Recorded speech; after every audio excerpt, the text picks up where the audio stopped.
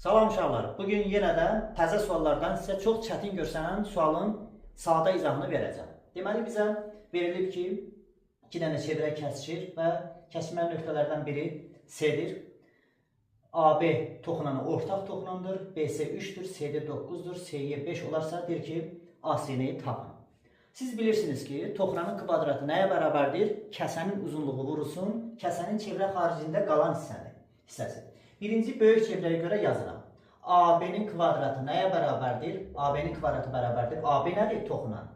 Kəsənin uzunluğu BD vurulsun, kəsənin çevrə xaricində, böyük çevrənin xaricində qalan hissəsi hansıdır? BC. O zaman siz buradan AB-ni asanlıqla tapa bilirsiniz. AB nəyə bərabərdir? Kök altında. BD nə qədərdir? 12. BC nə qədərdir? 3. Oldu neçə? 6. Bu oldu birinci böyük çevrəyə görə.